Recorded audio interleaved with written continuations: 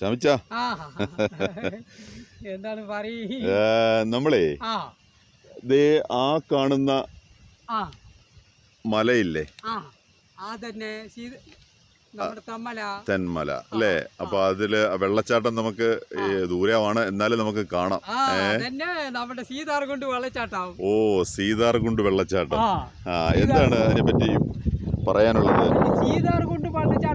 സീതാർകുണ്ട് വെള്ളച്ചാട്ടം പറയുന്നത് ഈ സീതയും രാമനും വനവാസത്തിന് ഇറങ്ങിയല്ലോ, 14 കൊല്ലം വനവാസത്തിന്. അവരിങ്ങനെ ഈ അവരിനെ ഒന്ന് കാണണ്ട പറഞ്ഞ് ഇങ്ങനെ വനവാസത്തിലായിരുന്നു.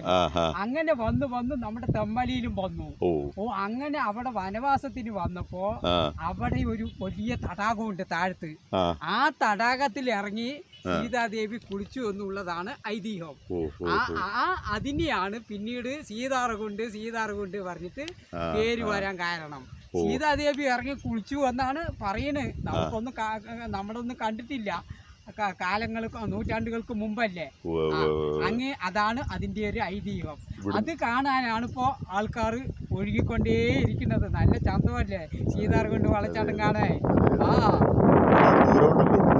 ഇവിടുന്ന് ഒരു 10-15 കിലോമീറ്റർ, ഏകദേശം 13-15 കിലോമീറ്ററിന്റെ അടുത്തുണ്ടാകും. എനിക്ക് വലിയ പിടുത്തമൊന്നുമില്ല.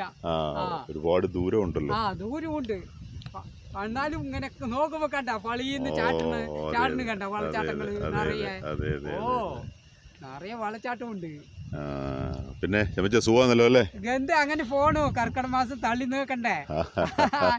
പാടത്തും പരമ്പിലൊക്കെ ഇങ്ങനെ വട്ടത്തിരിയ, എന്തെങ്കിലും വട്ടച്ചെലവിന് ഉണ്ടാക്കുക, ചായ കുടിക്കുക. അല്ലാതെ നമുക്ക് വേറെ ചെലവൊന്നുമില്ല. ഈ പരിപാടിയൊന്നും ഇല്ലല്ലോ. ചായ ഒരു 3-4 ചായയൊക്കെ കുടിക്കും. ചായക്കടയിൽ പോയി ഇങ്ങനെ ചായയും കുടിച്ച് വർത്തമാനവും പറഞ്ഞ് അങ്ങനെ പോണു. പെൻഷനും വാങ്ങിയിട്ട് അങ്ങനെ കഴിയണു. ശരി.